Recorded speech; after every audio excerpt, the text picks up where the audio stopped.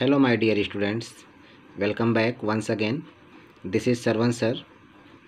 After successfully completion of chapter 1 and chapter 2 in the 12th biology, today I am going to start chapter 3, human reproduction. You can see the name of chapter is written over there, chapter 3, human reproduction. Today I am going to discuss some basic concept, introduction of the chapter, and the reproductive system. The human reproductive system, as you know, human is a unisexual animal. Male and females are separate. So the male reproductive system and the female reproductive system possess in separate organism. So in the today lecture I am going to discuss the male reproductive system. So let's start the human reproductive system. Dear student, first of all you can see the introduction. We human beings are sexually reproducing viviparous organism with internal fertilization and development. इसका मतलब ये है बच्चों, हम लोग human beings जो हैं viviparous organism हैं, बच्चे देते हैं, अंडे नहीं देते, directly produce the young ones and the fertilization is internal inside fertilization and development. The sexual reproduction in human beings involve the following reproductive events. कुछ इवेंट्स हैं जो ह्यूमंस के सेक्सुअल रिप्रोडक्शन में होते हैं, उसको स्टेप वाइज हम summary के रूप में देख लेते हैं. Number 1, formation of gametes called gametogenesis. सबसे पहले गैमेट्स बनते हैं, मेल एंड फीमेल गैमेट्स. उस प्रोसेस को गैमेटोजेनेसिस कहते हैं. That is formation of sperm in males and formation of ovum in females. Second, transfer of sperm into the female genital tract known as insemination. फिर male sperm female genital tract में transfer होता है, इस process को insemination कहा जाता है. Third step, fusion of male and female gametes called fertilization. उसके बाद मेल और फीमेल गैमेट का फ्यूजन होता है जिसको फर्टिलाइजेशन कहा जाता है, resulting in the formation of zygote, जो बाद में जाइगोट बनाता है. Next, formation and development of blastocyst. Zygote further divide होकर के ब्लास्टोसिस्ट के रूप में चेंज हो जाता है. उसके बाद ये blastocyst, attachment of blastocyst to the uterine wall known as implantation. उसके बाद ये ब्लास्टोसिस्ट यूटेराइन वॉल पे अटैच होता है और उस अटैचमेंट को इम्प्लांटेशन कहा जाता है.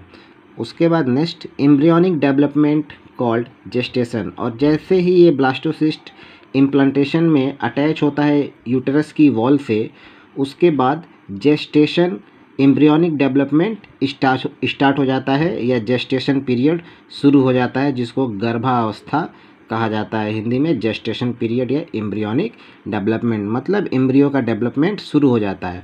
और after the 9 month of gestation period delivery of baby known as parturition.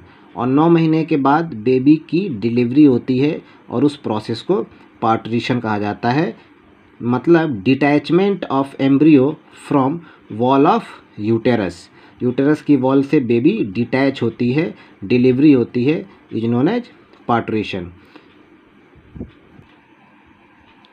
So students, जैसा कि मैंने आपको बताया कि रिप्रोडक्टिव सिस्टम 2 भाग में बटा है, mail reproductive system and female reproductive system. तो सबसे पहले मैं स्टार्ट कर रहा हूँ मेल रिप्रोडक्टिव सिस्टम.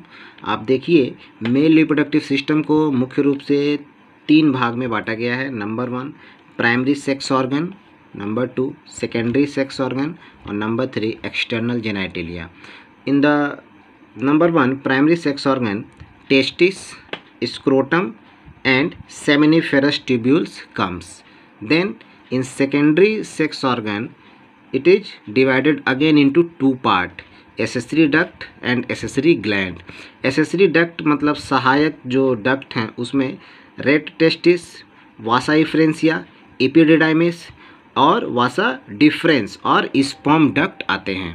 वहीं accessory glands में prostate gland, सेमिनल वेस्किल और काउपर्स ग्लैंड. काउपर्स ग्लैंड का दूसरा नाम बल्बुरीथ्रल ग्लैंड भी है. और जो तीसरा पार्ट है उसको कहते हैं एक्सटर्नल जेनिटलिया और उसमें आता है penis.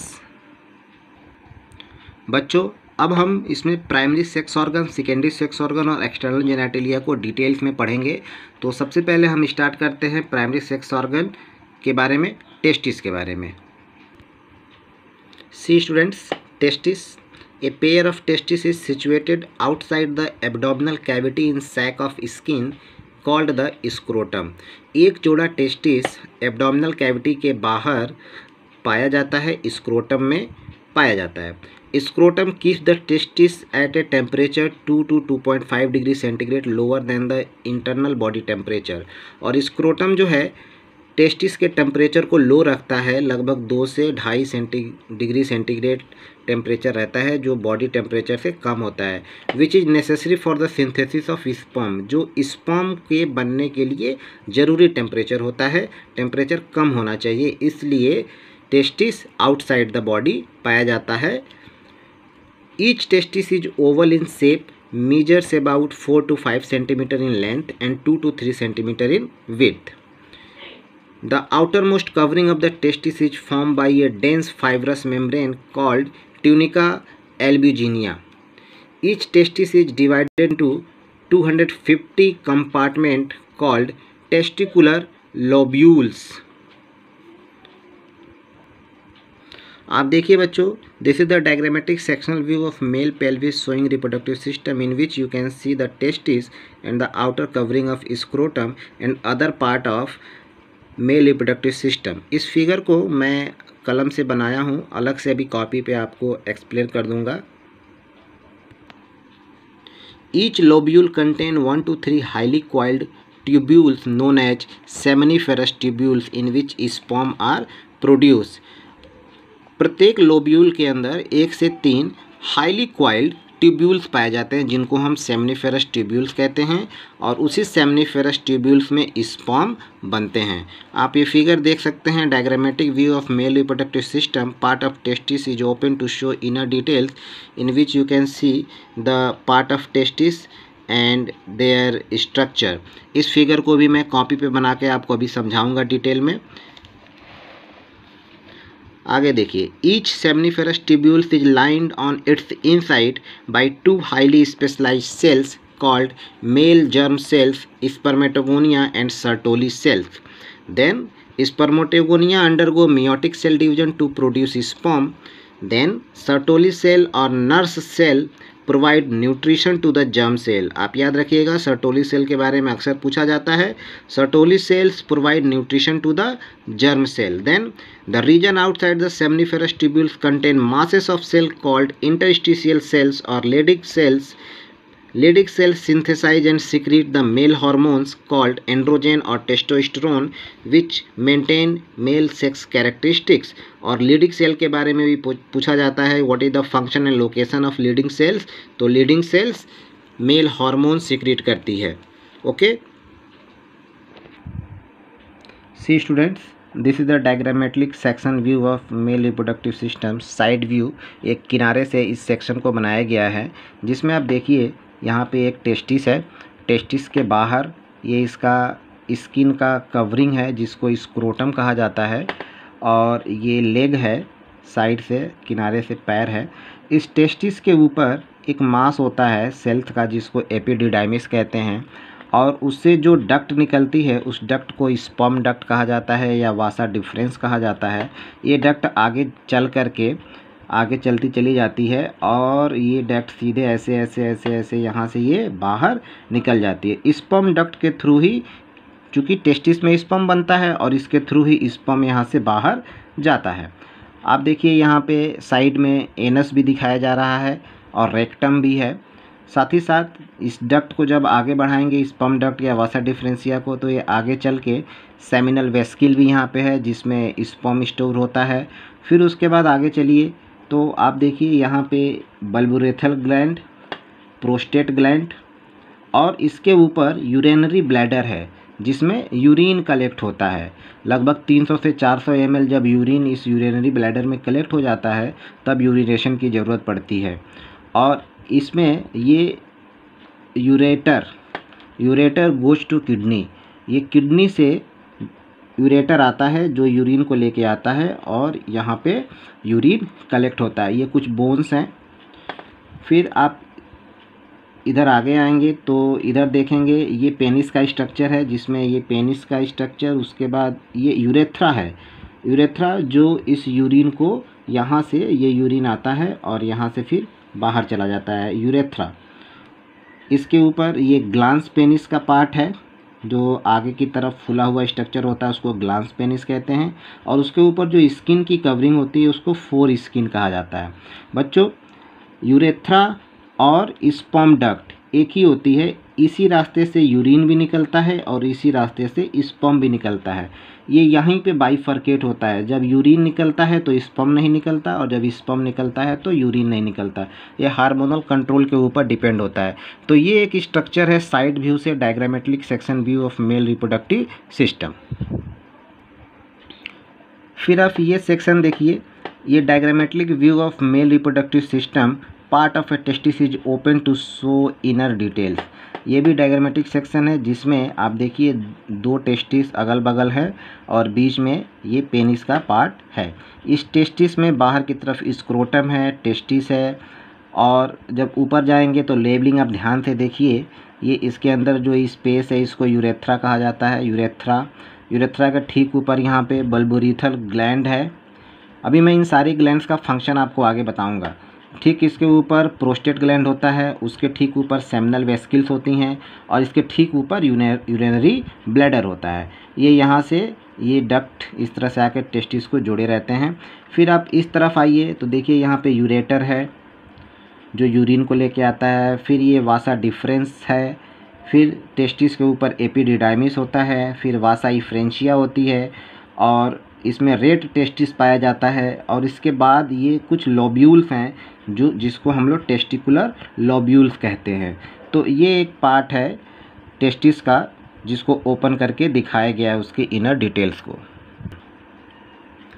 See students, this is the diagrammatic section view of seminiferous tubules in which Sertoli cells are found, spermatozoa are formed, spermatogonia and Leydig cell or interstitial cells are found. The function of Leydig cells and Sertoli cells, as I discussed earlier, Leydig cells secrete hormones, male hormones, androgen or testosterone, whereas Sertoli cells provide nutrition to the developing sperm. यहाँ पे sperm बनता है। ये sectional view है testis के अंदर का जहाँ पे स्पर्म का फॉर्मेशन होता है। See students, accessory duct system in which the seminiferous tubules open into vasa efferentia through red testis. Then several vasa efferentia open into the epididymis and carry sperm outside the testis. Epididymis is a long coiled tube-like structure present along the posterior surface of each testis. It continues as the vasa deferens and ascend into the abdomen to loop over the urinary bladder. Epididymis temporarily store non-motile and immature sperm. The duct from seminal vesicle and vasa deferens together form the ejaculatory duct. They pass through the prostate gland and join the urethra. They carry secretion of seminal vesicle and sperm from the testis to the outside the urethra. Urethra originates from the urinary bladder and extends through the penis to its external opening called urethral meatus. It carries urine from the bladder and sperm from the vasa deferens through the penis. Now accessory glands. The accessory or secondary glands include a prostate gland, two seminal vesicle and two bulbourethral gland. In prostate gland, it surrounds the urethra and produce milky secretion which form a considerable part of semen. Semen क्या होता है बच्चों? Semen जो है group of sperm को कहते हैं semen. This secretion contains citric acid, lipids and enzymes. Secretion of the prostate glands nourishes and activate the spermatozoa to swim. Then seminal vesicle, these secrete mucus and a watery alkaline fluid that contain fructose which provide energy to the sperm. Then bulbourethral gland or Cowper gland, इसको Cowper gland भी कहा जाता है, are attached to the urethra below the prostate gland. They secrete mucus fluid for the lubrication of the penis. देखो बच्चों, ये है बल्बोरिथल gland, ये प्रोस्टेट ग्लैंड और ये सेमिनल वेसिकल। ये तीनों ग्लैंड्स का फंक्शन हमने आपको बता दिया। आप ध्यान रखेंगे, कई बार एग्जाम में पूछा जाता है। Now the external genitalia in which penis comes, it is the male copulatory organ having erectile tissue and vascular spaces. When the male is sexually excited, these spaces fill with blood, causing the penis to erect. The distal end of the penis is called glans penis. The glans penis is covered with a smooth skin called foreskin or prepuce. तो बच्चों, ये रहा आज का हमारा topic mail reproductive system, जिसमें हमने primary sex organ, testis, scrotum, सेमनिफेरस tubules, accessory duct और एसेसरी ग्लैंड्स का फंक्शन और एक्सटर्नल जेनाइटेलिया पेनिस के बारे में जाना। और कल हम लोग स्टार्ट करेंगे new topic, the female reproductive system. Thank you.